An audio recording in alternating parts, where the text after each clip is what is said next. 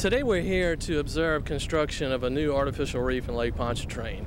We're utilizing concrete that was recycled from the I-10 twin spans that were damaged in Hurricane Katrina.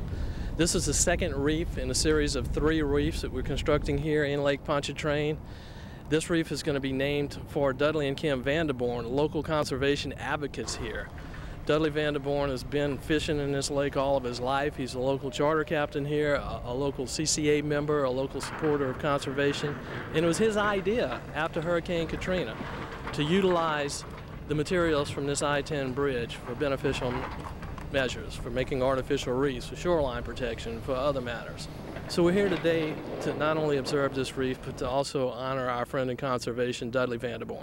Well, I was at a CCA meeting and I had mentioned it to Sam Barbera, and he brought me over to meet Mr. Osborne, and Mr. Osborne said, yeah, it's a good idea, and he started working on it, and it was a sort of like a group effort with the CCA, NOAA, and some of the local politicians and all, pulled it through. As an individual, you couldn't have gotten it through. I just knew that, reefs attract fish, so and for me it was a no-brainer. You put some concrete down that way, and once the barnacles and everything, the fish are going to be attracted to it. I don't think it produces any more fish, but it does get them in an area where it's accessible to the fishermen. And Lake Pontchartrain is relatively barren of reefs, so to me it was sort of like somebody else would have thought of it if I didn't. The reefs create structure. Lake Pontchartrain has a sandy or muddy bottom. It doesn't have any structure in it except for the bridges. And that's usually where you'll find fishermen, around the bridges. So we're trying to create extra opportunity for the anglers by creating this underwater structure. Creating a hard surface underwater allows the benthic organisms, the marine organisms, to attach and grow and start a food chain. So it creates its own ecosystem that attract bait fish, which in turn attract our sport fish that we seek. So this is going to be a great measure, not only to aid the environment, to aid the fisheries, but also to facilitate our anglers having more opportunities to fish in this lake. How do the fish respond to an artificial reef? The fish respond immediately to an artificial reef. Simply from the change in the structure of the bottom, it creates different currents. It creates a different in the flow of the water as the tides ebb and flow. So it'll act as a fish attractor immediately, and then as the marine growth starts habitating the structure, then it will create its food chain, and then we'll have a complete ecosystem. It's the same principle. All of our water bottoms in Louisiana are soft. There's no attachment point for the marine organisms. The natural sequence of events were the oyster reefs, but we're also losing oyster reefs with our increased salinity in our shoreline receding to the north. So this is an attempt to replace some of the habitat that's being lost through our natural processes on our coastline.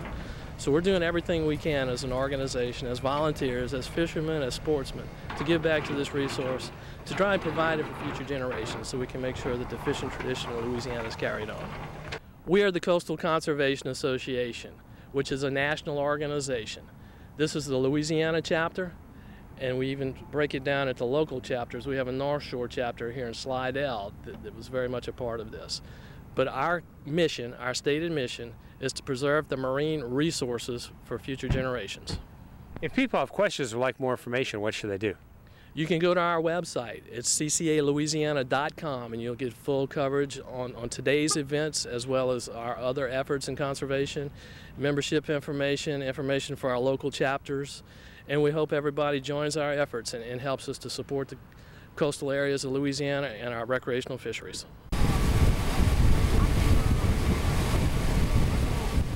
We can see fish starting to get attracted to it, any day now. Once you put habitat into the marine environment, fish are one of the first things to be attracted to it.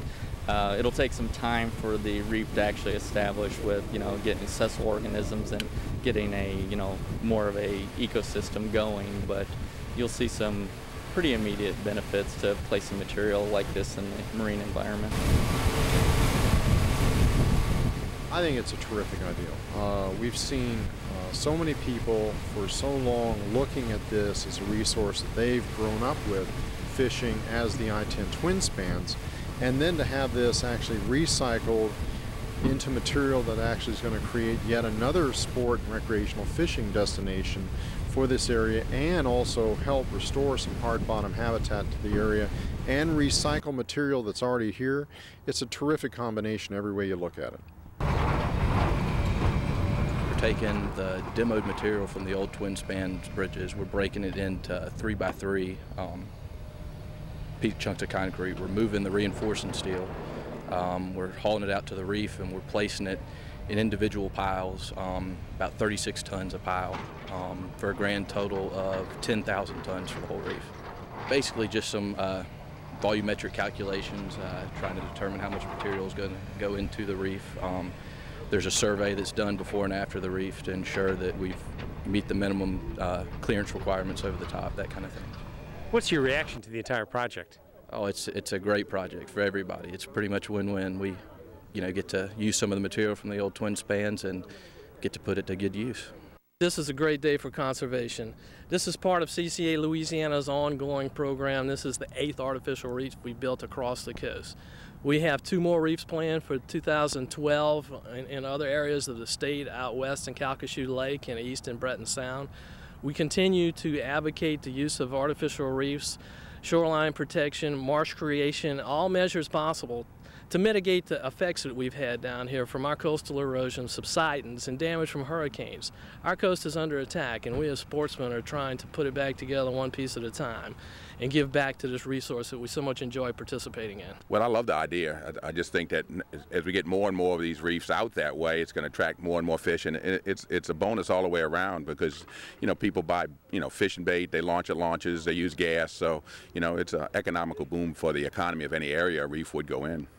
You can go to our website. It's ccalouisiana.com, and you'll get full coverage on today's events as well as our other efforts in conservation, membership information for our local chapters, and we hope everybody joins our efforts and helps us to support the coastal areas of Louisiana and our recreational fisheries.